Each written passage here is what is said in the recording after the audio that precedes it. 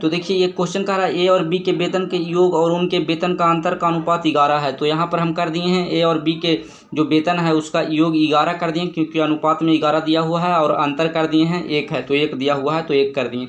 इससे हमको ए और बी का वैल्यू पता चल गया। आगे कह रहा और बी और सी के वेतन के योग और उनके वेतन का अंतर का अनुपात भी 11:1 है। मतलब पहले जितना अनुपात था उतना ही है, लेकिन यहाँ पर सिर्फ बी और सी का वेतन का योग है जो 11 है, और बी और सी के वेतन के अंतर का अनुपात 1 है तो यहाँ 1 लिख दिए। इससे बी और सी का वैल्यू पता चल गया। लेकिन एक ही क्वेश्चन में एक ही चीज़ का 2 वैल्यू नहीं हो सकता है। यहाँ पर देखिए बी का वैल्यू 5 है, यहाँ पर बी का वैल्यू 6 है, तो दोनों को इक्वल करना होगा। तो दोनों को इक्वल करने के लिए एलसीएम लेना पड़ता है। तो 5 और 6 का एलसीएम लेंगे तो 30 हो जाएगा। मतलब बी का वैल्यू तो 30 हो जाएगा, क्योंकि एलसीएम लेके इक्वल कर दिए तो 30 हो गया। अब बी का वैल्यू है जो 30 हो गया, तो इसको में हम 30 बनाने के लिए क्या किए हैं, तो 6 से गुना किए हैं। तो ये दोनों है जो रेशियो है जो पैरेलल है, तो दोनों में इधर 6 से गुना किए हैं तो इधर भी 6 से गुना करना पड़ेगा। तो 6 से गुना करेंगे तो 6 6 का 36, मतलब ए का वैल्यू 36 हो गया।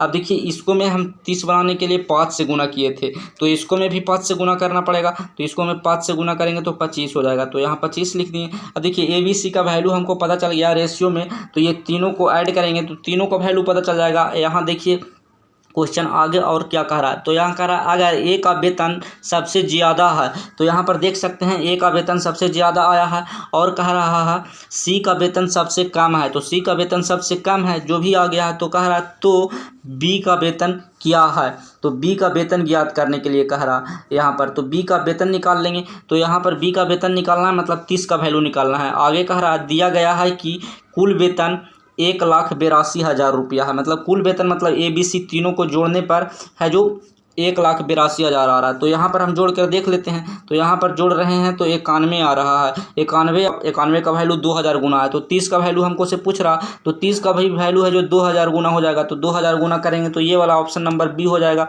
60,000 इसका सही आंसर हो जाएगा। इस तरीका से बना सकते हैं।